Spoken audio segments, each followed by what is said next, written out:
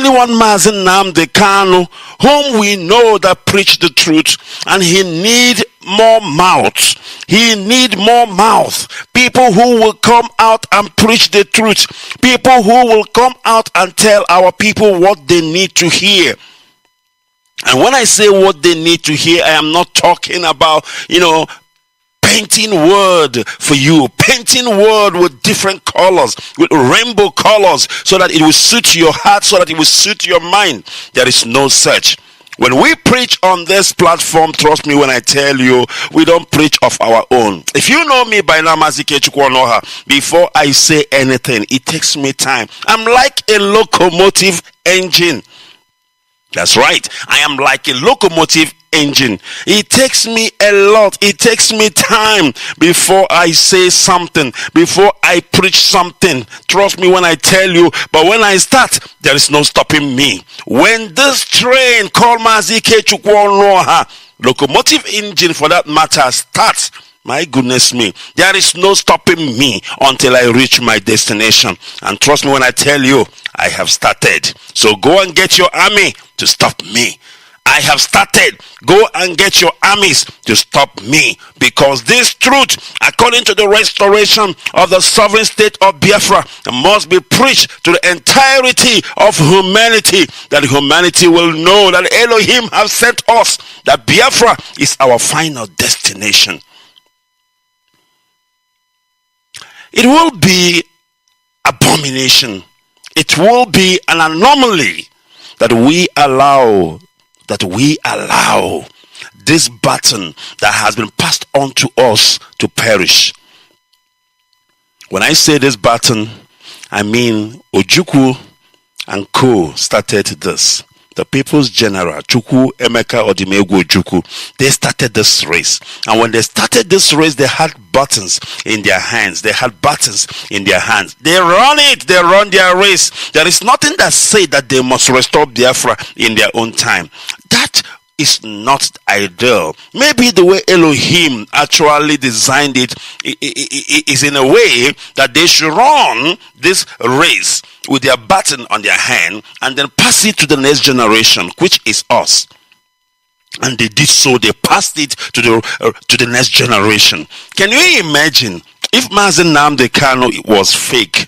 If Mazi Nnamdi Kanu was not the man we thought he is, it would have mean that generations of dreams. It means that generation of dreams will die. But he was faithful to the core. He was ready. He know what is involved. He know what it entails to run this race. And he continued where Ojukwu left off. Now, wouldn't it be an abomination that most of us, some of us, who felt that we have nothing to lose? After all, we didn't start this Biafran thing, as people may call it. After all, we didn't start this IPOB thing, like people may call it. And we allowed this race to die off just because Mazi Nnamdi Kanu is temporarily unavailable. Temporarily unavailable. Then we allow this button, we allow this fire that our ancestors have given to us, that our great heroes has given unto us to die. My goodness me, how would history judge us? Sometimes they say there is a way that seemeth right in the eyes of men, but the end thereof is the way of death. Sometimes you might think you are doing good. Sometimes you think you are doing the right thing. But at the end of the day, when you sit down and think about it deep, when you sit down and think about it very hard, you will realize that you are actually doing more harm than good than you thought. Have you ever sit down and ask yourself, okay, I'm fighting. I'm so passionate about this and about that, and it's either they give me this or that, nothing will happen. But then you never ask yourself, how is this thing that I'm doing, how is this road that I'm towing affecting, harming the struggle? How is it affecting or harming the struggle? They say when two elephants fight, the grass is suffer. When two elephants fight, the grass is suffer. Because when you think you are the man, you are the giant, you are the lion, and you are fighting with this one and that one, at the end of the day, there are people who will be casualty. Because in every war, there are casualty. In every fight, there is a casualty. In every war that we fight, there has to be casualty. Because, you will hear, okay, there was an accident on this highway and 10 people died. Those 10 people died as the cause of that accident, and they have become what? Casualty. There is always casualty in every mayhem. There is always casualty in every fight. And this fight that people are fighting, at the end of the day, you may realize that the casualty will be the restoration of Biafra. And I know you don't want that. If you mean well for Biafra, if you mean well for our people, you don't want casualty. You don't want Biafra to be casualty, because this whole fight you are fighting, I believe you are fighting because you want Biafra to be restored. Unless I am quoting you out of context, unless I am misunderstanding your fight.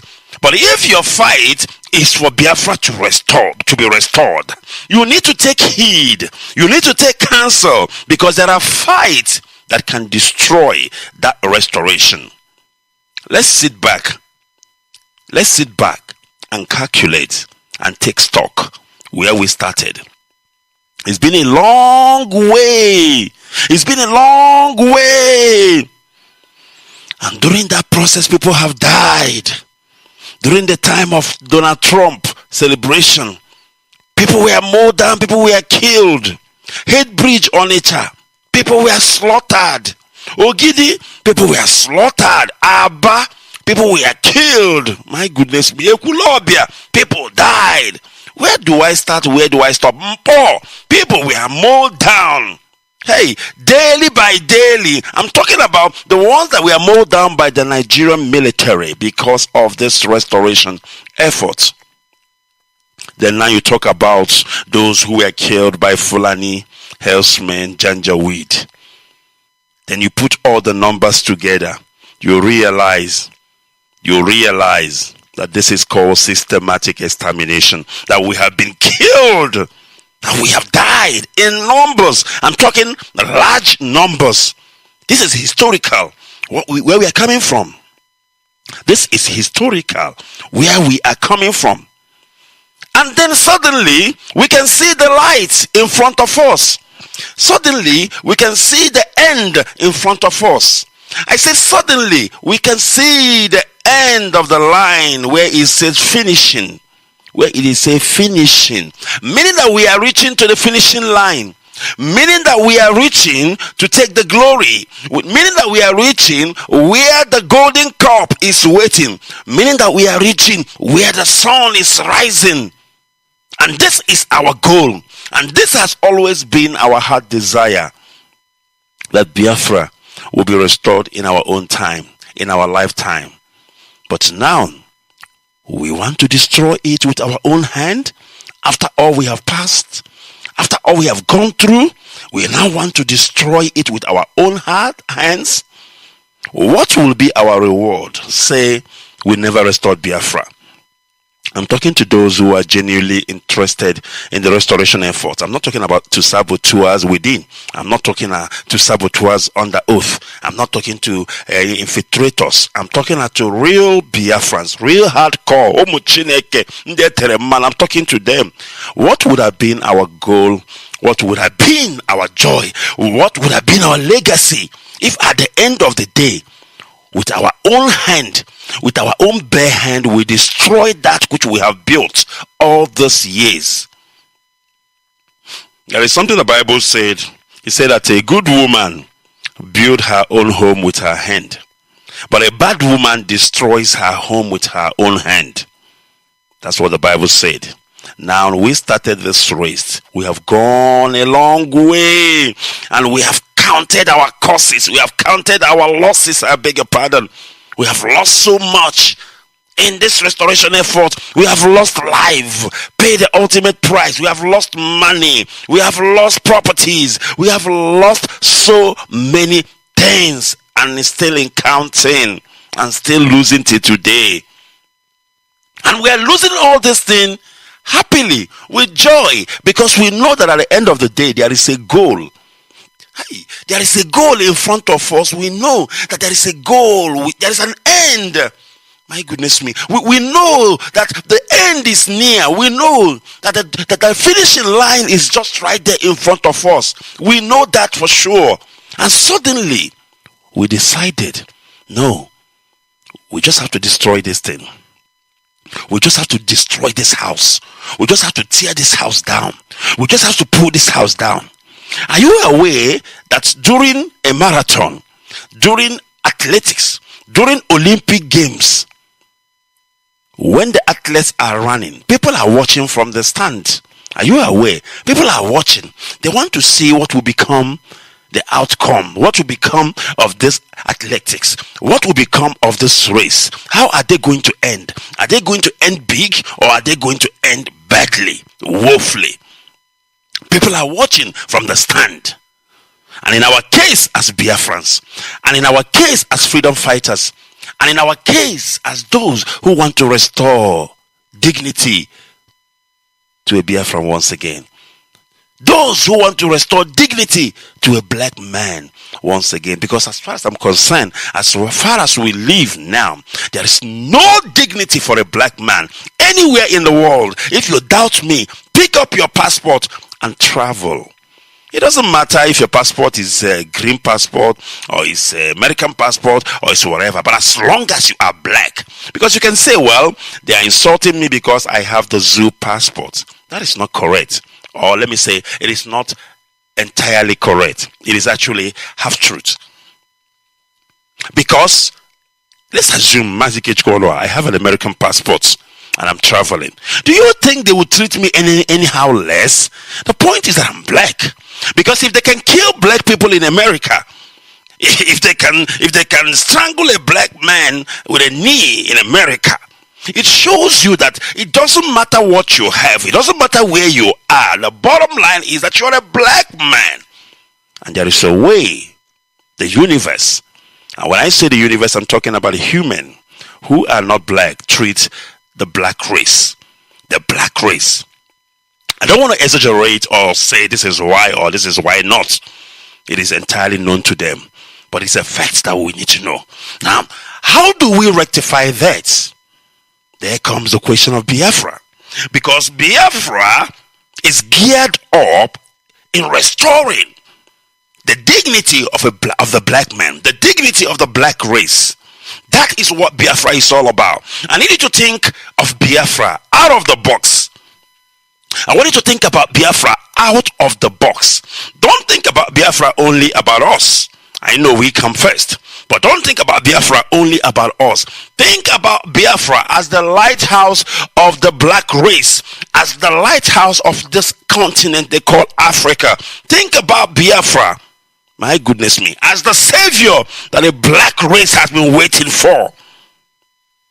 Because black men need to be content. And when I say content, I'm talking self-content in their own skin, wherever they found themselves.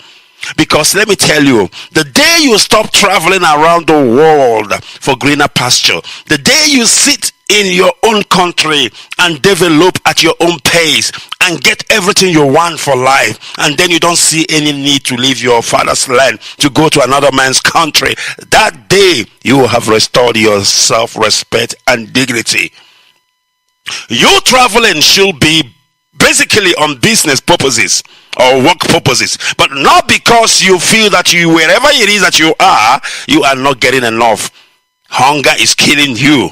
Sickness is ravaging. And this is what I want us to understand, why Biafra is to come and why Biafra must come and why we must restore this nation, the nation humanity has been waiting for, this nation that has been prophesied about even in the holy book, this nation that the whole world has spoken about, even the greatest brain of them all has prophesied about Biafra, talking about Nostradamus, talking about them, men who knows the time, men who sees the future. They have spoken of Biafra. My goodness me, a small cloud like a hand coming out growing up. So it will not bother you, or rather should I say surprise you, when you see people fighting against Biafra, when you see people doing whatever it is possible to ensure that Biafra did not come. And when I say people, I'm not going too far. I'm talking about your type. Your type. The same person you believe that the person need Biafra just the way you do. But yet they are fighting against the restoration of Biafra. This person knows that if Biafra comes today, I will be better off. But no, he doesn't want it. He is fighting against Biafra. Biafrans, it is not just for nothing. Things that are fighting against us is great. Things that are fighting against us is within. Things that are fighting against us is around us. When you wake up in the morning and open your door, the first person you see in your yard, he will look at you and say, the freedom fighters. And you look at this person. I am doing this for you, but you are calling me the freedom fighters. You are being sarcastic about it. Why? Because they have come that they will destroy everything around us. They have put in money into work. They have put in manpower into work. They have put in technology into work to ensure that Africa remain useless for life, that Africa will never rise, that Africa will never see the light of the day, that Africa will continue to be the servant of the rest of the world. That is all they want to do. And hell yeah, they are getting it right. But now, can't we sit back? Can't we sit back and say to ourselves, the only way we can restore Biafra, the only way we can achieve this dream is very simple. Through unity, through working together. But now, how do you get unity? How do you work together? By having a command, by having a control, by having somebody who gives the order and the others listen. Let me tell you one thing you need to understand. Anywhere there is no rules and order, anywhere there is no command, there is no control. People do as they like. It becomes a banana republic. Do you know that? That is why our leader Mazi Kanu will receive a complaint to say there are people blocking the road in Ipob and they're collecting money from people. Are you listening? And our leader will give order on Radio Biafra and say, I give you 24 hours to dismantle that roadblock in Ipob and stop extorting money from our people. And it will be done. It will be listened to. Now, can you imagine? Where there is no law, there is no rule, you say power belongs to the people. That is correct. That is 100% truth from heaven. I don't doubt that. Yes, power belongs to the people. But you know, people, this animal called people are dangerous. This animal called people, when power belongs to them, especially black people, my goodness me, we will abuse that power. We will use it against the lowest of us. Even that lowest person among us, we will oppress them with that power. That is one thing we don't understand. Yes, it's easy to shout and say power belongs to the people. I agree, that is true 100%. But you don't know that this human they call black man, hey, he abused power. He don't understand what power is. He don't even understand how to use power. He don't know what power is meant for. A black man believes that power is meant to oppress his neighbor. A black man believes that power is meant to oppress his junior brother. A black man believes that the power is meant to oppress his boy. A black man believes that power is meant to destroy, oppress those people who are lower than him. That is why if I'm driving a Jeep or and then I'm driving and then this Okada man come and block me on the road, do you know what we do where we come from? If I'm lying, please tell me. We will hoot and the Okada man insists, because I'm driving a Jeep and he is driving Okada. Remember, I've got the power. That Jeep is power, for your information. The money in my pocket is power. I will come down from that Jeep. I will give that Okada man a dirty slap. He is a man like me, but I will give him a dirty slap. Do you know why I'm giving him a dirty slap? Because I've got the power. I'm driving Jeep. He is driving Okada. As far as I'm concerned, he don't deserve to live. He doesn't exist. I shall come first before him. That is absolutely garbage. That is not power. Do you know the real power? Do you know what power is meant for? When we say power belongs to the people, we mean that all men are equal before the law. All men are the same. Rich, poor, my goodness me, men, women, children, all men are equal before the eyes of the law. Because now that you are telling me that power belongs to the people, and the people are doing whatever they like, people have refused to obey orders because power belongs to them. Just go among those people. You will still see there are rich men, those who are richer than the other. They will now assume that power. The same power they say belongs to the people. Listen, the same power they say that it belongs to the people. Some people will assume that power and now make themselves the chiefs. They will make themselves the leader. They will make themselves the commander. They will start dishing out order and instruction. But they say power belongs to the people. They say, no, we're not going to take orders. But now they want to give orders to others. My question is, who made you a judge over the house of Israel? How come suddenly you want to be in charge now? You want to give orders, but now power belongs to the people. Because if power belongs to the people, you should allow everybody to do what they like. You should allow everybody to live, you should allow everybody to even go and maybe when they see a car coming, they put fire on that car. Power belongs to the people, remember? It's his power. He can do whatever he wants with it. But why do you want to give him command? Why do you want to control him in the street, even though you know that power belongs to the people? It's because it doesn't work like that. There has to be a central command. Somebody has to give orders.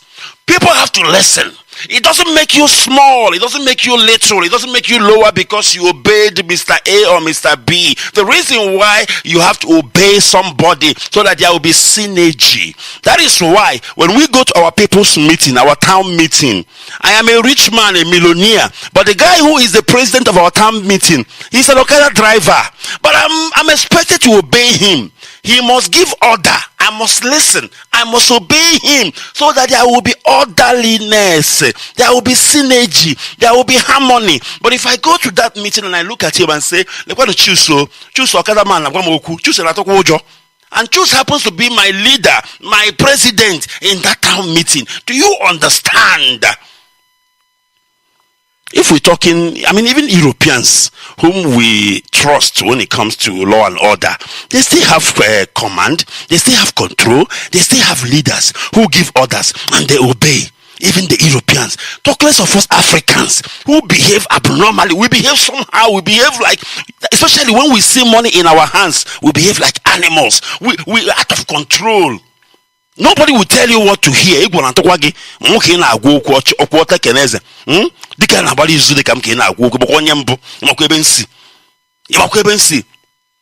in order for Nnamdi Kanu to be able to bring us together, in order for Nnamdi Kanu to be able to rally us together, he went and studied this species called black man. He went and studied about this species called the Igbos. He went and studied about this species called Biafrans as a whole. Ibanke, Urobo, all of them, Sekiri put together. He went and studied about us because he know, my goodness me, we are the most toughest, the most difficult of them all. And he knew that without command and control, it is highly impossible to control these people. It is highly impossible to lead them to one direction. Even Moses, when Moses was leading the children of Israel to the promised land, he used command and control. He was a leader. Aaron, his brother, was a second in command. He will dish out instruction. Aaron will pass it to the people. They were the Levites also. You see, there were classes of command. There were structures. There were Moses. There was Aaron. There was the Levites. There was the musician. Also that side. He divided every work there. There was Joshua. Joshua was the commander of the military. Excuse me. Joshua was the commander of the military. Moses had all the structures in place because he knew that the children of Israelites, just like we Biafrans, are so stubborn. They want power. Absolute power corrupts. They want power so that they can do as they like. They want power so that they can disobey God. They want power so that they can do whatever pleases them. And that is why Moses laid down the rules. As a matter of fact, even though Moses had all this structure in place, it was not working because he knew the people he was dealing with. Moses has to go to the mountain to go and get the 10 Commandments. Moses have to go to the mountain to go and get the 10 Commandments. You should have asked yourself, why would Moses go to get the 10 Commandments if things were working? Why would Moses go to God to get the 10 Commandments if the children of Israelites were listening? No, they were not listening. They would turn around and say to Moses, "Nah, Moses, so now what for you? So you brought us all the way from Egypt to this nonsense. Here. Now Moses, because take us back to Egypt where you brought us from. Did you brought us out of Egypt to come and die here in the wilderness, you and your God?" You know, they speak, it sounds exactly like us. That is what we should say, and that is what we are saying right now. Mazi Nnamdi Kanu, where is your Biafra now? You brought us all this far, and now Biafra is not here. What is happening? Your DOS is telling us nonsense, and this one is telling us nonsense. We are exactly like the children of Israelites. We are exactly. There is no difference. Moses has to go back to God and say, "Hey, Chineke, what have I gotten myself into? What kind of people is this, God? I have put every, command and control in place just for me to be able to guide these people to the Holy Land. But yet, these people, what should I do?" And God said to Moses, "Come up to the mountain, I will give you the 10 Commandments." And now, listen to this. Moses going to the mountain to get the 10 Commandments is more like Mazi Nnamdi Kanu going to prison. Like we are talking now, our leader is in incarceration. It's more like Moses going to the mountain to get the 10 Commandments. Because why do I say that? Moses going to the mountain, he will come down, of course. It's temporary. He's not going to stay there in the mountain. He's not going to die there in the mountain. Mazi Nnamdi Kanu going to the DSS custody is temporary. He's going to come out. He's not going to die there. So, while Moses was away, Moses is not dead. Moses did not disappear. Moses just went to go and get the 10 Commandments. While he was away, my goodness me, Korah and Abiram, all the saboteurs in the land of Israel, all the sons of perditions, all the Lucifers in the camp of Israel, they said, "Hey, this guy awakwala. Okay, kill him again. I this guy awala. Oh boy, this guy don't come out too. We don't know how long he go day for that mountain. I bet maybe we do things. Yeah, make we do things. We tell and say now only him go lead. Even myself, I feel it though. Leave matter, this Biafra where you see so. Oh boy, I feel it damn oh. All this one when they shout Nnamdi Kanu. Oh boy, leave that matter. And a job will be that. Myself, I go feed do am. He will begin to brainwash the others. He begin to brainwash them. He will say, "I believe Aaron." Who be Aaron self? Okay, Aaron is more like DOS. Aaron is more like DOS because Moses was in charge. And then when he left to the mountain, he gave powers and command to DOS. Now, to Aaron. So Mazi Nnamdi Kanu is in incarceration. DOS takes over automatically. It's natural. So Moses transferred power to Aaron. Nnamdi Kanu transfer power to DOS, and then here is the children of Israelites saying, "Na lekwa na Aaron no, lekwa na Aaron ichekwa anyo. Aaron is the Chris. Now we want come rule. I beg go sit down. Now only Moses we know. Aaron we don't know you. Which day you begin to see vision or prophesy? Now you want come rule us. We be children of Israelites. I beg come out there. Now your brother Moses now go rule us." On the other side, Mazi Nnamdi Kanu is in incarceration. DOS automatically assume power. It's natural because if you disobey DOS, technically you're disobeying Mazi Nnamdi Kanu. It's as simple as that. There is no way Mazi Nnamdi Kanu will come out from detention and then you are disobeying DOS and he will shake you and say, "You know what? I think you did a good job by disobeying DOS. You know it will never happen in a million years. It will never. Because DOS, it doesn't matter how much you hate them. It doesn't matter how much you think they are useless or you think they are nobody or whatever you may think of them. They are like Mazi Nnamdi Kanu right now. Whatever they say is more like the word of Mazi Nnamdi Kanu. So now, they tell Aaron, say, Aaron, we not go respect you. We not go listen to you because now Moses your brother, now we know. We know you. Now, we will be IPOB now. We the tell DOS say, I bet DOS leave matter. Who be yourself? Now Mazi Nnamdi Kanu we know. Now only him go tell us what we must do. But Mazi Nnamdi Kanu load around now. At DOS day. So what you want make it happen? Make the struggle die, Abi? Because Mazi Nnamdi Kanu load there around. So you mean say if our leader no day now, so struggle go die, or we all must go home and rest until our leader is back. Is that what you are saying? So we say to DOS, I beg leave matter. Now Mazi Nnamdi Kanu we don't know you DOS. Do you understand? Do you understand? They keep pushing, putting pressure on Aaron while Moses was in the mountain or on the mountain. They keep putting pressure. The pressure was too much. And there is this little people within. You know what is their job? They will pretend like they're with us. But they will keep on pushing, writing messages. Do something, DOS. You must do something. Our people are out of control now. Our people don't want it again. Power belongs to the people. DOS, do something, do something. They push. And why are they pushing? They want DOS to make mistake. They want DOS to do what? Make mistake. And once DOS makes mistake, you know what they will do? Hey, they will go back. If there is any window of opportunity to speak to Mazi Nnamdi Kanu in detention, they will tell him, see what your DOS is doing. You called off sit at home. But just common pressure, now make your DOS go reinstate sit at home. The same people who are pushing DOS to maybe reverse the decision of Mazi Nnamdi Kanu or override the decision of Mazi Nnamdi Kanu, the same people will now go back to Mazi Nnamdi Kanu if they have the opportunity to talk to him and say to him, look at your DOS. We thought that they are human beings. We thought they have liver.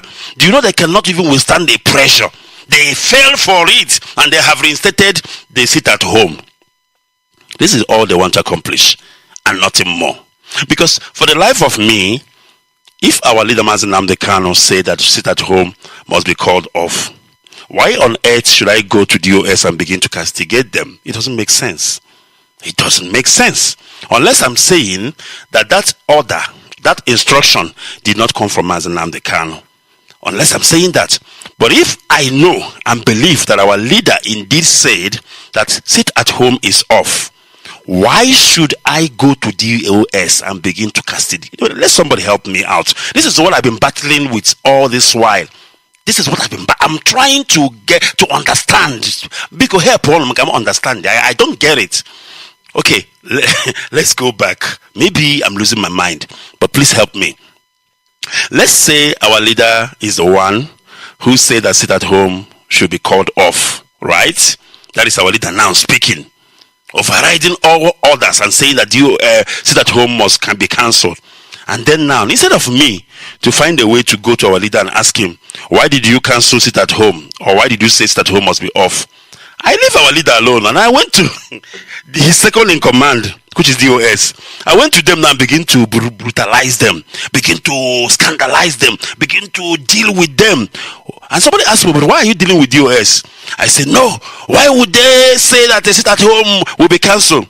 And the person said to me, but wait a minute, they are not the one, it's our leader. So why are you fighting DOS? Why are you not fighting the person who gave the order? You see, it doesn't make sense. It doesn't make sense at all. That is where I'm losing it. That is where I am not following. It doesn't make sense at all. Because if DOS, the same DOS that instituted sit at home, is the one that cancelled it, then I will say, Oshebe, let's go and get DOS. Let's go and find out from them why did they cancel sit at home. But now, DOS started sit at home. It was cancelled by their boss, who is Mazi Nnamdi Kanu. Then you leave their boss, who is your boss and my boss too. You went to the junior officer, where be DOS, and said to them, DOS, we know that our leader cancels at home, but you must reinstate it. What are you saying? What are you insinuating? What are you trying to do? No, help me. What exactly are you trying to do?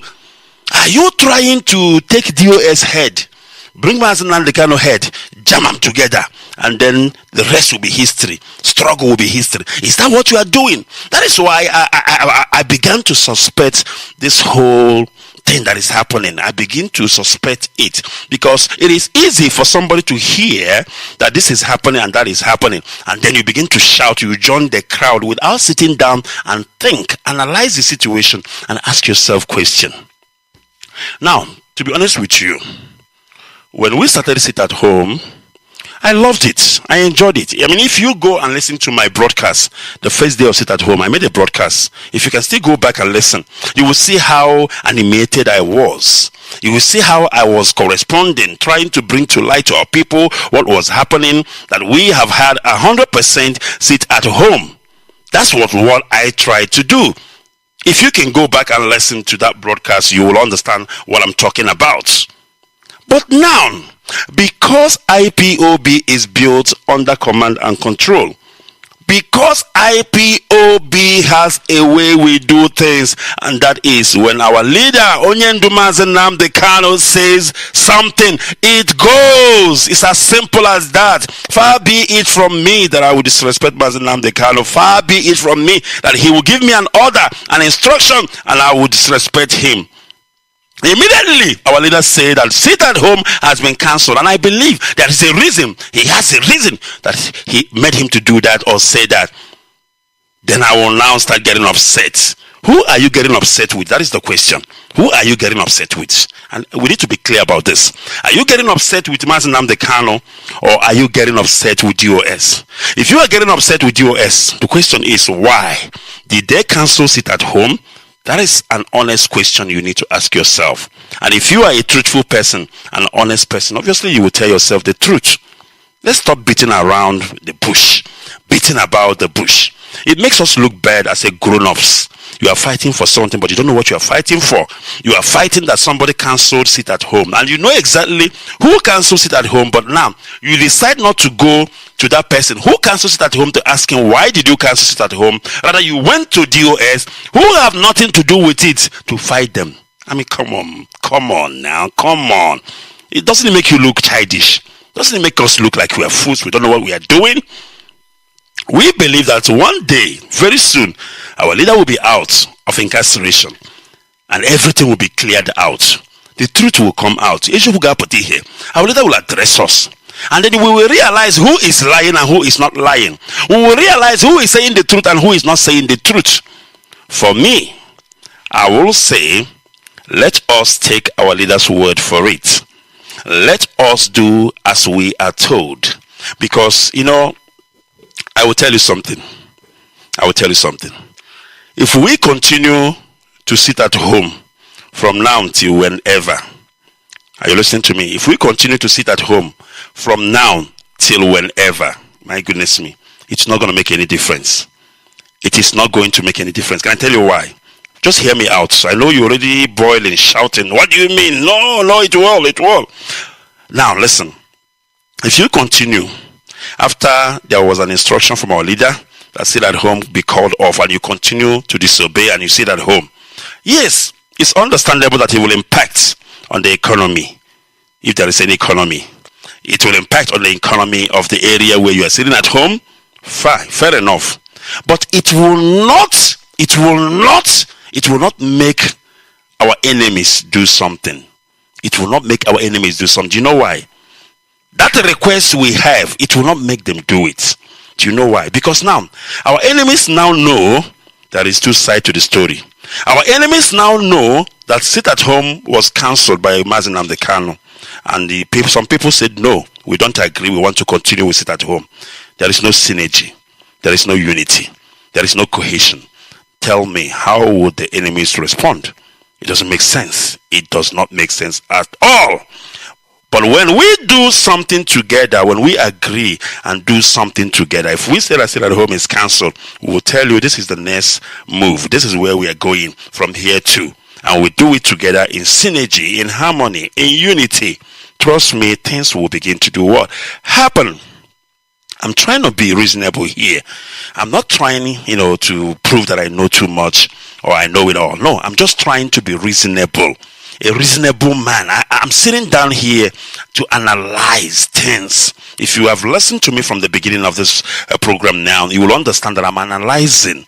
I'm trying to be reasonable, and I want us to think together. I want us to reason together to understand what we are doing, whether we are doing it right or we are doing it wrong.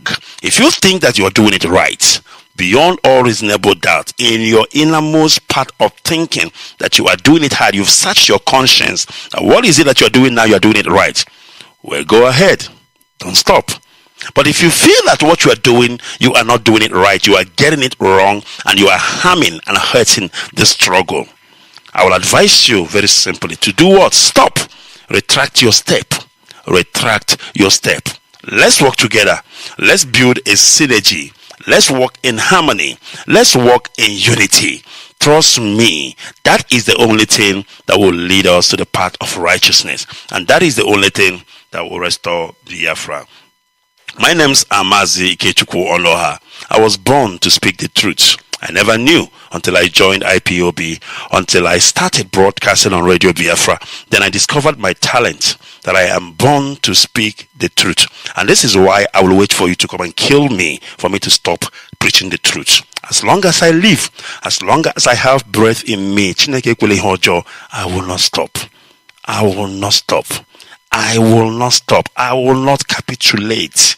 Hate me. I love it so much. As a matter of fact, I don't have friends anymore, and I don't want any friend.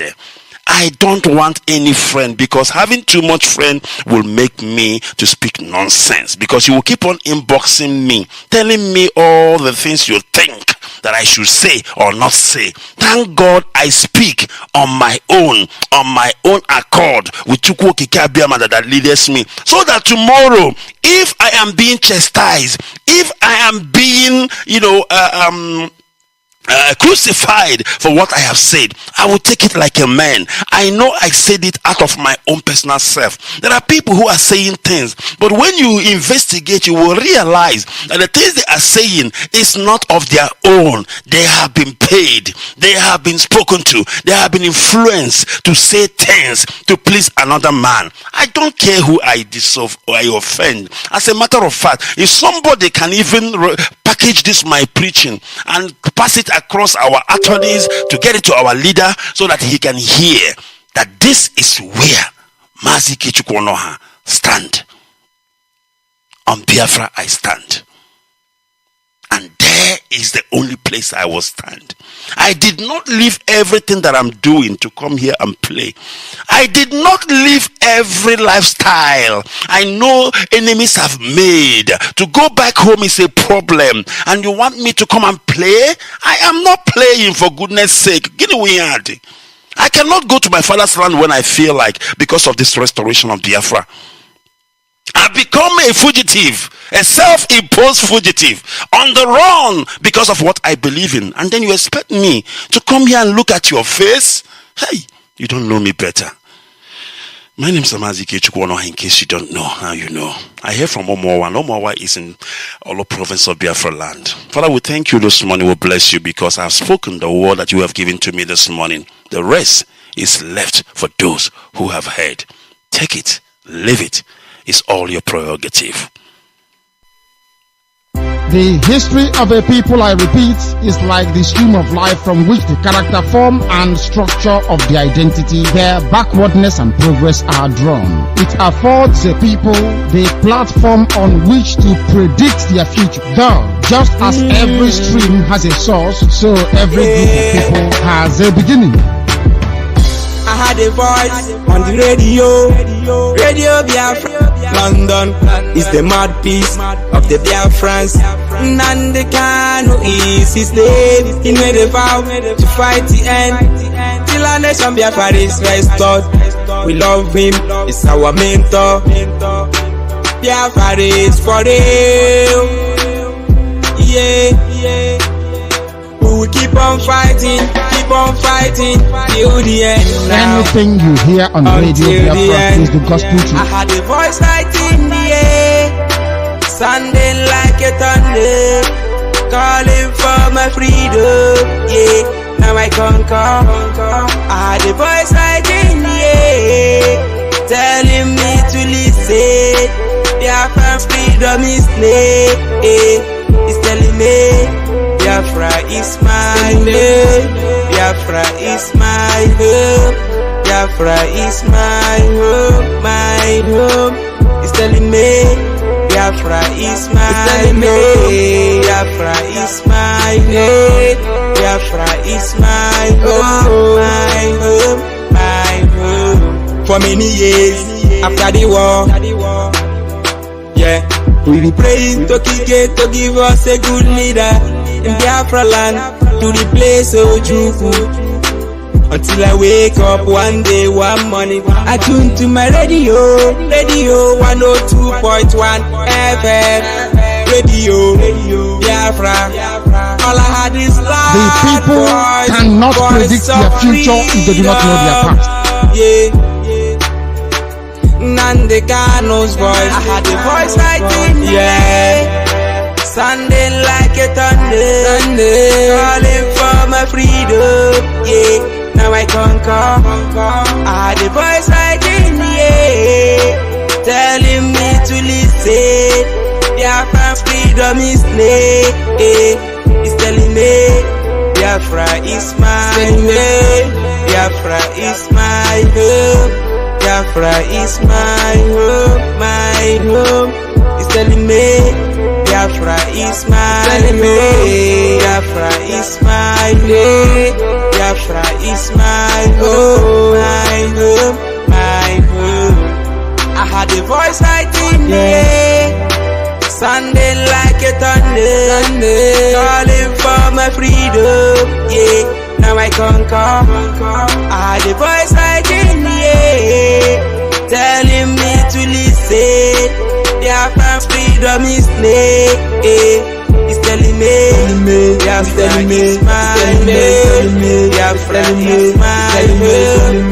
Biafra is my home, my home. It's telling me Biafra is my home. Biafra is my home. Biafra is my home, my home. It's telling me Biafra is my home. Biafra is my home. Biafra is my home, my home. It's telling me Biafra is my home. Biafra is my home.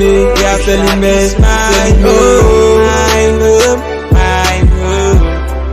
My name is Nnamdi Kanu. I am the leader of the indigenous people of Biafra all over this very planet Earth. For the rest of my life, be a loyal and dedicated servant of the wonderful people of Biafra. We will serve you. We will not let you down. We are not going to retreat 1 inch. We will not surrender. Biafra will come. You say, Biafra we come. Biafra we come, We want the microphone. Shakaman Kurubito, yeah.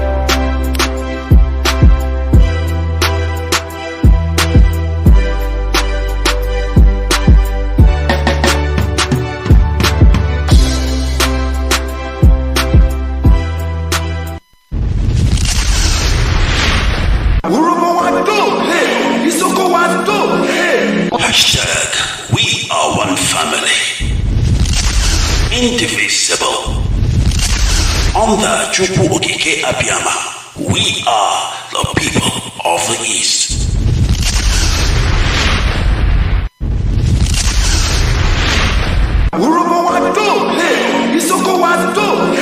Hashtag we are one family, indivisible. Under Chukwu Okike Abiyama, we are the people of the East. The type of Biafra I want is the Biafra of my ancestors, the land of the free, where people are allowed to pursue their daily endeavors without interference from any higher authority, where individual and collective autonomy of every component, ethnic, nationality within Biafra will be guaranteed, not just by law, but by virtue of our existence as dignified human beings. A Biafra that will be demilitarized, a Biafra that will be forward-looking, innovative, creative, run on clean green energy, not reliant on gas or petrol. A Biafra where the police will not bear any arms. A Biafra where people can live and die and you will not see an armed soldier anywhere around you. A genuine... And you know, this is a dream of Mazi Kanu, the type of Biafra he wants. And when I listen to this, I don't know if I should start crying or I should start laughing or what I should start doing, because what we are doing now, most of us, we are not really helping this dream to be realized or helping this dream to come true. We have become so selfish. It's all about us. And I keep saying this and I keep re-emphasizing on this, you know, because there is no difference with what is happening here right now with what happened in the case of Moses and the children of Israelites. The same thing is happening even right now in our own case. Moses did not even last for days on the mountain. The Bible said the children of Israel, they say to themselves, Moses is taking so long, and they call on Aaron and say, please Aaron, come and make us a golden image, because Moses is taking time on the mountain. We don't know if he's still alive. We don't know if he's coming out any soon. This is what most of us have said to my hearing. We don't know if Mazi Kanu is coming out. We don't know how long it will take him. Exactly the same thing the children of Israel said about Moses when he went to the mountain to get the 10 commandments. And they said to Aaron, come and make us golden image. We can't wait anymore for Moses. And don't forget about all these people who say that they are this or they are that. Don't talk about them. Moses we know, and if Moses is not here, there is nobody who will tell us what to do. And they went about doing their own thing. They reorganize themselves. They make their own government. They make everything. They begin to operate. They choose from themselves people who they think they are the best. They are eloquent enough. They speak nice, this and that. That is exactly what the children of Israel did. And that is what we are doing today. When I saw a video yesterday on Facebook, people have now gone wayward. You know, I saw somebody who did a Facebook live. They invited a woman. I don't know this woman very well, but I think she lives in America. She began to expose the secret of IPOB, telling the whole world how much we have in our fund in terms of ESN. I said to myself, would this have ever been possible if Mazi Kanu was around? Would somebody have the guts to go and do Facebook Live and invite people who will come on air and begin to talk about IPOB accounts, IPOB money? What is left is for them to tell the zoo where that money is and the account where it is to go and do or take it.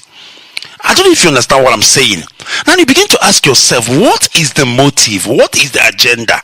What have happened that we have gone this far to destroy a dream, to destroy a vision of our leader Mazi Kanu? Because in your mind, you might be thinking, no, I'm fighting this comrade. I will deal with this comrade. I'm going to show this comrade who I am. But no, you are not fighting that comrade. That comrade is not the person that came up with this vision. That comrade care less. He doesn't care anything at all. Even if this vision goes to the drain, that comrade doesn't care. But you want to use because of this comrade you are fighting. You know, it has become a faction. People are fighting each other. Everybody have an enemy. The person you are fighting with. I'm fighting with this one. This is my fighting partner. The other one is his fighting partner. People are fighting with each other at the detriment of Mazi Kanu, at the detriment of IPOB, at the detriment of millions who have died, at the detriment of our children, at the detriment of all that we have sacrificed all these years. That is what is happening now. Somebody came on air, somebody who said that he's a principal officer. somebody under oath, you begin to dish out, open your mouth so wide like a basket, and you are telling the whole world how much you've gathered on for ESN, how much you have in an account. This is ESN we are talking about, for goodness sake. You are jeopardizing the life of those young men who are sleeping in the bush for your sake. You have no right whatsoever to come on air and begin to talk about things that are sacrosanct to IPOB. What is left is for you to go and tell them where all our principal officers are sleeping. Because tell me, what business has the zoo? What business do they have when it comes to the issues pertaining IPOB? What business does Facebook have when it comes to the issues pertaining to our secrets, to things that are sacrosanct? Now you go on Facebook. Let me ask you, who are you talking to on Facebook? Who are you talking to on Facebook? Please help me. Just tell me, for the life of me. Are you talking to IPOB members on Facebook? Are you talking to your family? Because now, if you are in charge of accounts or whatever, obviously there are things you will come out and talk about. It's like pay your dues, or your dues is due. Because all this while I've been with IPOB, each time they come on air to talk about accounts, they talk about dues and the money that people are supposed to pay, and the people who have paid and the people who haven't paid, and encouraging people to pay their dues and all those things. Never have they ever come out to say, this is how much. All right, I am going to take a quick break. Because of where I am broadcasting, there's a lot of noise that I need to go and control. Please, I will be back in a minute. The history of a people, I repeat, is like the stream of life from which the character form and structure of the identity, their backwardness and progress are drawn. It affords a people the platform on which to predict their future. Though, just as every stream has a source, so every group of people has a beginning. I had a voice on the radio Biafra. London is the mouthpiece of the Biafrans. Nnamdi Kanu is his name. He made a vow to fight the end till our nation Biafra is restored. We love him, he's our mentor. Biafra is for real. Alright, welcome back. I do apologize for that. Like I said, we are not in our studios. There's a lot of interferences around. I've tried to see how to calm that down. We must continue. So as I was saying before, what people are doing now are things, anomalies. I'm talking about anomalies. What I've observed. It took me a lot. It took me a while for me to come out and begin to speak like this. Because I've been observing. I've been monitoring. And I keep asking myself, because these things has not been happening. Suddenly things are happening, things that you've never seen before. They are happening. People who wouldn't have said a word, now they're saying so many words because they've looked around in their mind. Moses has gone to the mountain and Moses is taking too long. So why should we wait? It's time for us to do our thing. It's time for us to fight who we hated so much in this struggle. It's time for us to fight this person who has been giving me a hard time in this struggle. This is the time now. Moses is no longer around. I will not sure if Moses is coming back again anytime soon. This is what is happening. That somebody will go on air and begin to talk about IPOB accounts, telling us how much we've collected on ESN, telling us how much is in the bank. My goodness me, I've never heard that before. I've never seen that before since we started this struggle. Because people who manages our account are discreet when it comes to the issue of account. They know what is expected of them. They know what they are not allowed to say. People start making videos. Oh my goodness. People become now producers, movie writers, script writers. People are writing videos because of maybe one person they are having issue with, or one person they don't agree with. Now because of that person you have issue with, IPOB must go down. Biafra restoration must go down. Is that what you are saying? I know you don't like me. You don't have to like me. It's normal. It's natural. There is nothing that says that we must love everybody. No. There are people that when you see them, it's normal. It's natural. It comes natural. Maybe that's who you are. Maybe that's how you are built. But will you, because of one person that you hate, and destroy this noble cause, destroy all we have achieved all these years, all this land we have covered? You know, in a war, they say they keep on pursuing their enemies, they're taking over towns. That's how you win wars. But when you keep on taking over towns, you know, capturing many cities, and suddenly you are disorganized, your enemy will retreat, they will come back, they will begin to pursue you again, they will take those things you have taken away from them. It looks like that is the era we are in now, because the same people are in Hana choosing that we are no longer human. Why, IPOBians? Why has it become a fight against one another instead of a fight against our enemies? Our Fulani is no longer our enemies. Our herdsmen no longer our enemies. Is the zoo called Nigeria no longer our enemies? Since when did we begin to do this whole enemy within enemies thing? The truth must be spoken in all its entirety, because as I'm thinking now, I think of Mazi Ikechukwu. I think of how he will feel.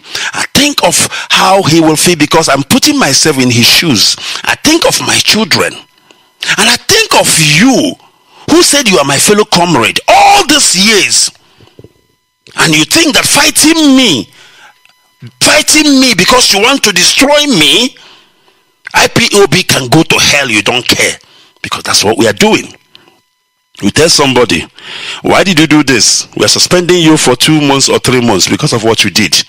Now, instead of the person, there is what you call appeal, for goodness sake. That is what you called appeal.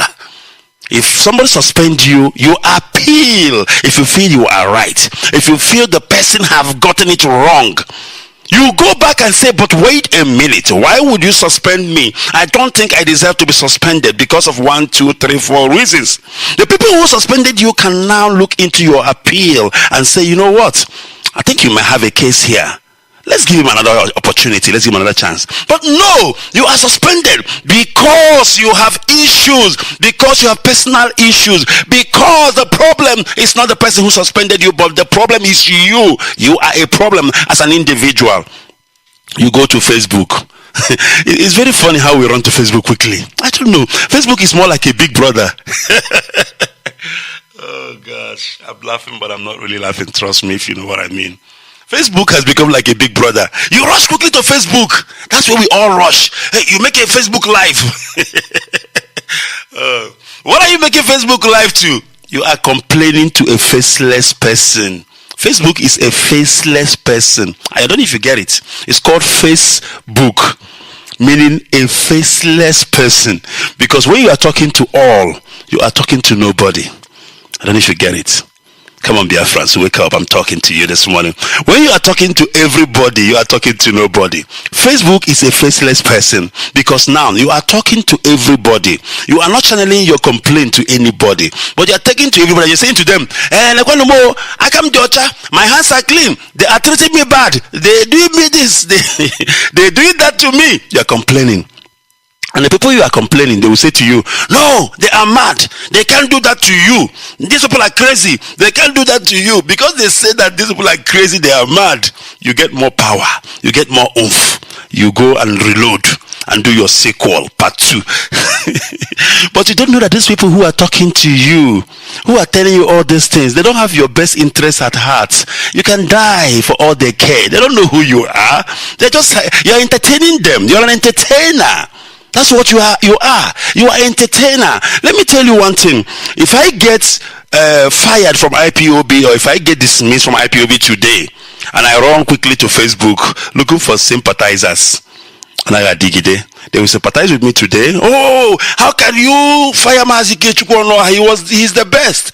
How can you send Mazi Ikechukwu Onuoha away from broadcasting? Nobody does it better than Mazi Ikechukwu Onuoha.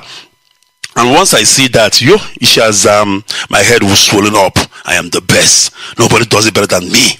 Then I will do part 2. I will do part 2. Part 2. You become an entertainer. You become a video writer, a movie writer, a script writer. You do your part 2 and you put again. They will support me again. I will get 20,000 viewers, 20,000 shares and likes. I will do it for 1 month, 2 months. Even me, when they do the video, I will start getting tired. And the people who are cheering me, my cheerleaders, they will also start getting tired and bored. One day, those people will turn around and say, but you talk too much, my friend. You complain too much. That is why it's called Faceless Book. Faceless Book. Because when you talk to Facebook, you are talking to faceless people. You are not talking to anybody in particular. You are entertaining the people.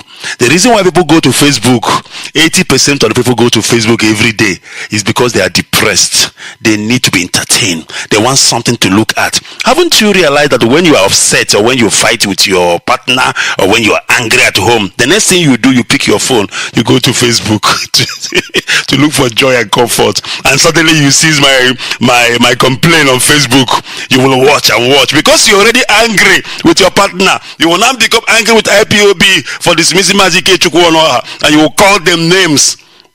I will think that you are with me. I will mistakenly think that you are with me. I'm like, yes, people believe in me. They know that these guys are mad. They are useless. They are doing this. They are doing that. And when you now calm down, I'm talking about the supporter.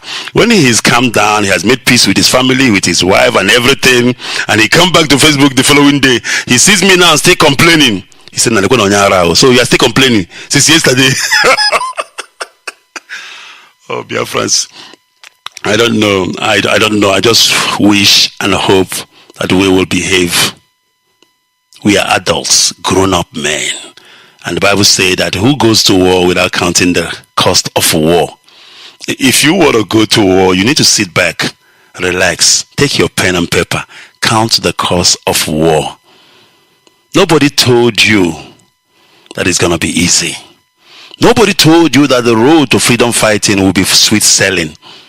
In freedom fighting, you are taught one thing. Now, have you ever asked yourself, in a soccer team, they have 11 players.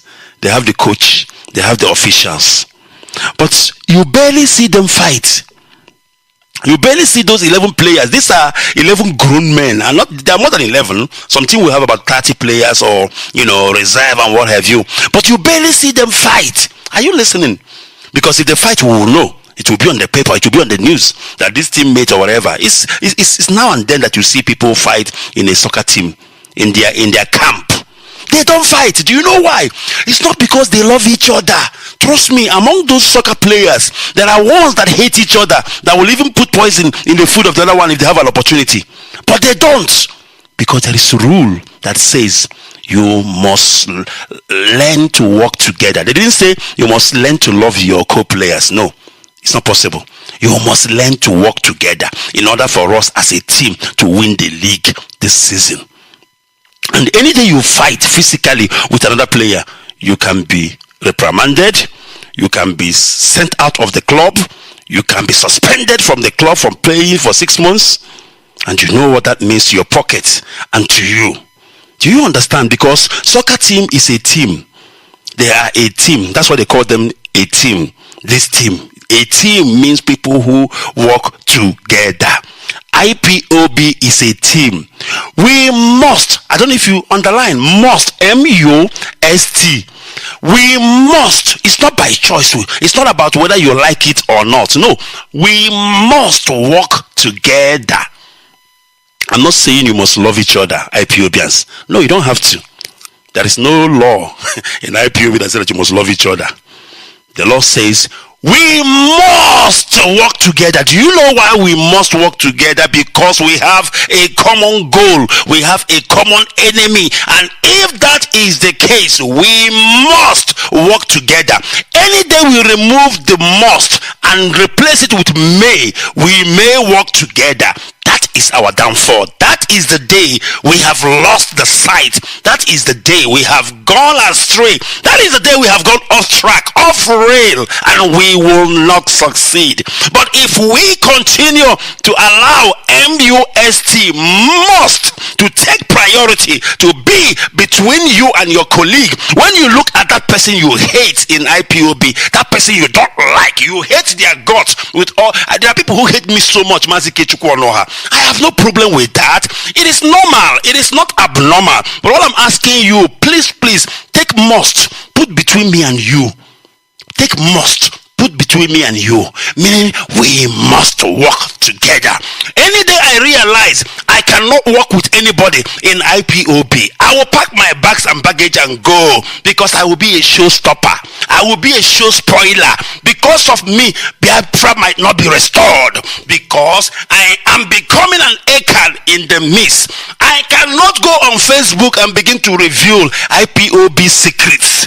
That means I have ulterior motive. That means I am going to jeopardize the life of me, my comrade, and our leader. And this is what we have taken an oath to prevent. We must not jeopardize the life of one another.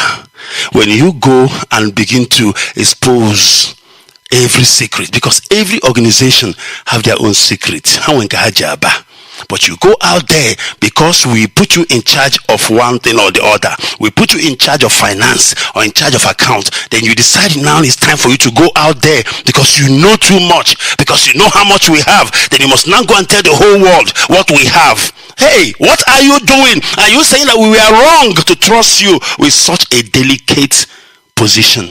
Is that what you are saying? You know, sometimes people complain about people a lot. They complain. But when they behave, when they act, you realize that the problem is not really the person you are complaining about. It's you. You are the problem. Say, Mazi Ikechukwu Onuoha, I am complaining about somebody every day. But there is one thing I will do. Even you that I'm complaining to will realize, you know what? I don't really think that this person you're telling me about is a problem. You are the problem. You have a problem. Why don't you go and work on yourself? Before you tell your brother to remove what is in his or her eyes, try first to remove your own, because charity, they say, begins at home. You cannot be a lion at home and expect others to be a sheep, because you can't be what you are not. If you are the problem, acknowledge your problem, your low point, and address it. Treat yourself first. If you need to take time off, work on yourself. Don't come and start pointing accusing finger at others, because you're not an angel. As an hotel, I got Holari Shinaya, and one hotel will email and shit. Also, you want to go to teach Nilanoa, toilet paper Nilanoa, Bachachi Kegi, MA and Shinon, and speculation or dear. Nobody is more righteous than the other. Nobody is more righteous than the other. We are learning in this struggle, and we learn every day. Stop castigating your comrade on air. Stop castigating your comrade on Facebook. Stop castigating your comrade. If you feel that they have done something that the authorities need to know about, package it, forward it to the people who must address it and treat it once and for all. That's how you work. There are people who were causing problem in IPOB a time ago. We did investigation and we got what we wanted, and we passed it to the highest command. They did their own investigation. At the end of the day, they found that it was truth, and they were confronted, and it was truth, and they were expelled from IPOB. Very smooth, very simple. People only heard that they were expelled, but they didn't know the process that led to that, for them being expelled. But some of you will know that somebody is doing something. Maybe Mazi Ikechukwu is stealing. You know. Instead of you to investigate, package it well, give it to the right authority. But because you have a problem yourself, because you are a problem yourself, you will rush to your grandfather Facebook, where faceless people are, where you are talking to everybody, you talk to the whole world. At the end of the day, the person is still in IPOB. You did not achieve anything, and the person continue with whatever they are doing. Let me tell you one thing and take it to a bank, it will not bounce. Any day you come on Facebook and tell us that somebody is eating money, this person is eating money in IPOB, this person is stealing, trust me, at the end of the day, that person will still be in IPOB. You will be the one that will be expelled. Do you know why? And then you go and tell people, but see, I'm the one exposing this person. Why did they expel me and leave the criminal? No, it's because you're a fool. You talk too much. You are a fool and you talk too much. Because when you take a complaint meant for IPOB to Facebook, you talk too much. You are not supposed to be trusted. You can't be with us. Because one day you will go and tell them where all our things are. You will tell them where our secret is hidden. Because you've got a big mouth. You talk too much. You Biafrans, never you trust a man who talks too much. Unless he talks too much on Radio Biafra. Unless he talks too much doing this job that we have sent him to do. But any man who goes to Facebook, unless he's broadcasting, like a pure broadcasting about Biafra restoration, cool, fair enough. But when it's about complain about this person, about that person, this person still that, this person didn't steal that, that person is a problem. You don't trust them. They've got big mouths. If you doubt me, tell them one of your secrets. Just tell them one of your secrets. Trust me, I swear before God, by next 2 weeks you will hear your secret on Facebook too. Don't trust any man, any woman who talks too much on Facebook, except he is preaching the gospel according to the restoration of Biafra. Our leader have learned us very well, and he knows exactly the kind of person we are. He knows exactly the kind of person we are. I do apologize because these days I'm not opening my line soon. I don't even open my line sometimes, not because I don't want you to talk, but I believe this is a critical time in our history as an organization. This is a very critical moment. This moment will make us or break us. And there is something I want us to learn and understand, that we are not alone. We've got company. There are people within, infiltrators. They are everywhere. I listened to an audio somebody made. You know where I found the audio? I found the audio in my family WhatsApp. Our great grandchildren of my what do you call it? My grandmother's platform, WhatsApp platform. Somebody posted it there, and they posted it there because they know I belong to IPOB and they want me to hear. Now, do you know what this person is saying? And this is what they have been doing, circulating around. He said that all IPOB top officials have been bought by the zoo. They are receiving bribe. DOS is corrupt. DOS is bought. And then he said to them also, DOS is bought, including UCHMF4, SADEC. He said all nonsense, concocted the story. Because remember, he's talking to novice, people who don't know. And obviously when they hear that, they will run with it. So when I saw that audio, I said, okay, so this is what this will have been doing. I said to the people in that forum, to start with, UCHMF4 is not a member of IPOB. SADEC is not a member of IPOB. So that shows that this person is lying. It's a made-up story just to discredit IPOB, because they know now that people listen to IPOB. Remember, all this whole shenanigan is to make people to lose trust in IPOB authority and nothing more to it. I say to them, IPOB under the leadership of Mazi Kanu is whiter than white and whiter than snow. And we will not change. We are incorruptible. That is what I say to that person. Yesterday, while I was broadcasting, a lot of people were talking nonsense on my Facebook live. Then I decided to do a small investigation. I keep telling you people I'm an investigator. Maybe some people won't listen or believe me, but it's a fact. It doesn't change the fact that I am. So I did a little investigation. What did I do? I said, let me look at all these names that are saying, no, we must sit at home. No, this and that, this and that. I said, let me look at them. Because there is this instinct I have that 80% of people who are pushing for this sit at home, they are not IPOB members. They are not IPOB members. I repeat, they are not IPOB members. They are infiltrators. Only 20% might be IPOB members. And out of those 20% that are IPOB members, some of them are dancing to the tune of what they heard or what they've been influenced or convinced to do. And 10% probably might be doing it for their own personal reasons. So what I did to confirm my curiosity, to confirm what I think or I thought, I began to go to these people's Facebook account one by one. There's a lot of them. Can you believe that out of all those people, I check their accounts. They are not IPOB members. When you go to their Facebook, it's a normal Facebook. You don't see anything about freedom fighting. You don't see our leader's picture. You don't see IPOB post. Nothing. It's clean. I ask myself, how can this person be an IPOB member and he doesn't have zero anything about Biafra? It confirmed my curiosity. I start going one by one. Biafrans, at the end of the day, only one or two had IPOB flag and banner as their profile, which doesn't mean anything, because even saboteur, we have saboteurs under oath, remember? But to my own surprise, all these people who we are shouting, each time you see yourself broadcasting and you're on Facebook, people are there shouting at you, insulting you, telling you DOS this, DOS that, we will sit at home, blah, blah, blah, blah, like they have the best interests of Biafra at heart. These are agent that has been released among us. But my people perish because of lack of knowledge. So how is it possible? How is it a coincidence that out of the whole people who have been yapping, sit at home this, sit at home that, like they love Biafra, like they love Mazi Ikechukwu, like they love what we are doing, none of them are IPOB members, only few. And when I say few, I'm talking in terms of percentage. I don't know the numbers, but I'm talking in terms of percentage. If there are 100 people saying we must sit at home, investigate, 80 of them are not IPOB members, only 20. Some of them are just people who heard and they joined the group. Some of them, and the zoo have seen a very good window of opportunity to infiltrate IPOB. A very good window of opportunity to attack our function, or rather to attack our structures, to destroy what our leader has started.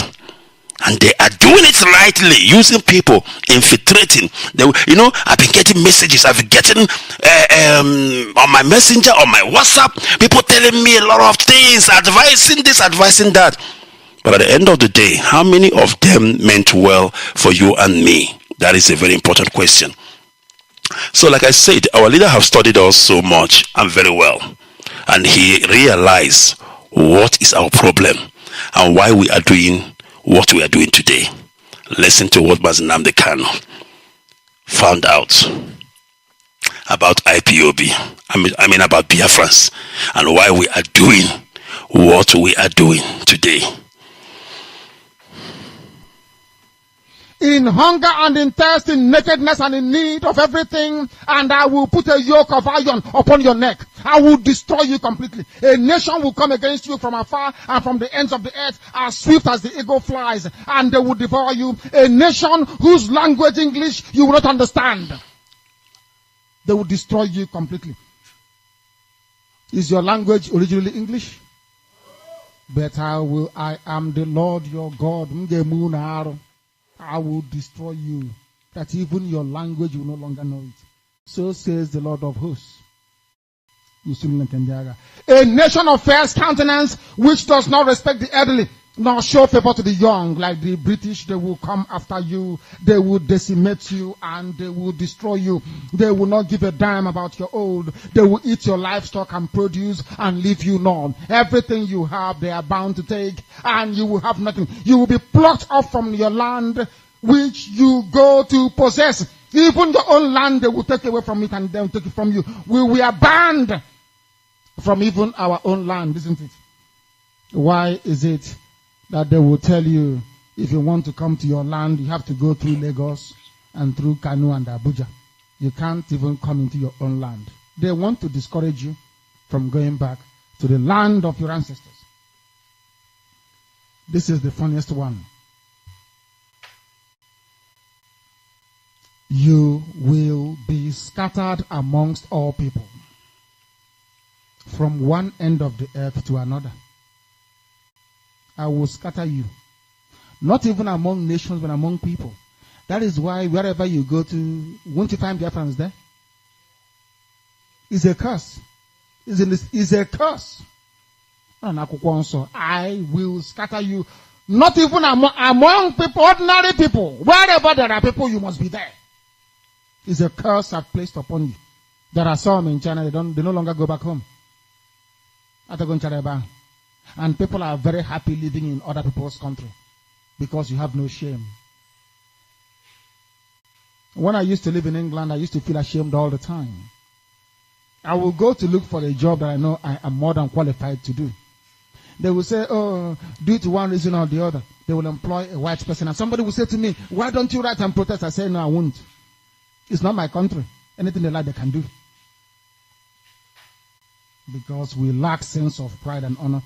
I will scatter you amongst the peoples of the world. You were taken from everywhere to everywhere, and today you are worth nothing. And there you will bow before wooden gods that neither your ancestors have known. The God you were taught to know and love by white people is not the same Chukwu Abiyama you once worshipped. Everything you know now is pure rubbish. And I said I will preach this gospel. You know me, I preach the truth. I don't give a damn, I don't give a toss. Every Sunday, what you're worshipping is not the true God in heaven. Chukwu Abiyama. That is what the scripture says, not man. Some of you will say, oh, leave it now. We are doing very well, but you are suffering. All the curses we have read out here will be upon you and your families and generations yet unborn. Ask the senator. If the senator said that they will shoot the son dead, by the same policeman in the zoo, he will say no. But today he's burying a son. Okoro is his name. Shot dead. You exchange the everlasting covenant and laws of the Most High for the thing they brought you from Europe. And today you are suffering. And they have taken possession of everything that you have. Isn't it very funny? Isn't it very, very funny? Righteousness was exchanged for prosperity. Truth exchanged for lies. You became liars. You shall find no rest among those nations. You will tremble in your heart and in your anguish as you're coming here. You were afraid that police will stop you on the way. It's in the scriptures. Open search. Even in America, are we safe anywhere? In China, there are some people planning to call police for their own brothers in China. So that when I'm broadcasting, the police will come and arrest people. They will go about and say, oh, wherever director goes to, nobody should come because police will arrest you. We know them and they cannot come to Biafra land. If they come there, they will die. They know that very well. You will find no rest in Malaysia. No peace of mind. You will hang in doubt all the time. As you leave your house, you don't know if police will come and arrest you and immigration will come. You will live in fear day and night. You will have no assurance of life if you will see tomorrow or not. All these things are in the scriptures. God's the book of Deuteronomy. It is very, very sad indeed, but it is true. Is this the paranoia of our ancestors experienced in America? Even everywhere, including Martin Luther King, everybody was in a big, big mess. All right. This is exactly what our leader saw and what is about to befall us and what is happening to us and what is befalling us, and he is doing all he can to ensure that we are saved from ourselves, because the problem is not anything but the problem is us. We need to be saved from ourselves. Because we are more like a danger to ourselves. If we go that's all we want. We just want to destroy. We want to destroy. We don't even think about building. Every time it is how to destroy. And you keep asking yourself, what is wrong with us? What kind of people we are? All right, a word is enough for a wise. I am going to try and see if I can open the line. I know I don't have time, but let me do it before our people begin to get upset with me for not allowing them to come on air. And for where I am, like I said, it's a bit difficult for me in terms of all the connectivity, but I will try and see how I can connect. I don't know if I'll be able to do Skype, but I will try, give it a go, and then we'll see if that is possible. So what I'm going to do now, I will take a quick break and then do my connections. And then, we'll try and open our line. It is Radio Biafra SADEC, preaching the word of truth, preaching the word of Elohim. And as long as we live, as long as there is breath in me, I will continue preaching this word. You know, when I started preaching on Radio Biafra, I always try to be politically right. I try to speak in a way that people will like me. People will say, oh, Mazi Ikechukwu, oh, he can talk, he can this. Oh, I love your voice and this and that. And not to brag. I've had some of our sisters who called me and say, Mazi Ikechukwu, you have a very lovely voice. You know, imagine if you're a man and women are telling you that you have a lovely voice. It will get into your head. But you know, I don't allow all these things to affect me. I don't. Because I realize that, you know what? I am called to do this. This is my destiny. This is what I'm called to do. Honestly. I'm not begging for bread. I'm a successful man by all ramification. God have blessed me so well. God have blessed me so much. And God is still blessing me. Because when I look back and see all I've achieved and all I'm still achieving till date, I am not lacking. I am not begging. But this is my destiny. This is what Elohim have called me to do. Because in the struggle, we all realize our capability, what God has called us to do in the struggle, and what we can do to ensure that this Biafra is restored. And if this is my destiny, why would I come here and begin to paint red, trying to impress this person or that person? I thank God for one reason. I am not a person who is interested in leadership.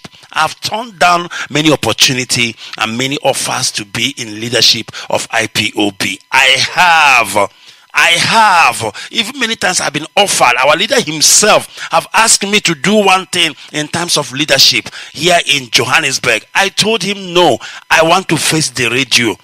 Because this is my destiny. This is what I'm called to do. There couldn't be any more leadership than being, broadcasting on Radio Biafra. I don't want to be a coordinator. I don't want to be a rep. I don't want to be nothing. I've been there. I've done that. I used to be the secretary for IPOB South Africa a couple of years back. I used to be a secretary. I used to be their assistant spokesperson, So I've tested leadership, but that's not what I'm called to do. What I'm called to do is to preach this gospel. Let those who are called to be leaders, let them do their leadership thing. And let me do my own thing, which is preaching. Because if all of us, push ourselves into leadership, at the end of the day, who are we going to lead? Everybody cannot be leaders. There are people who will lead, and there are people who will be led, and there are people who will do other functions. And you come that is just the way it is. All right. Let me take a quick break and then, of course, open our line because it will happen here.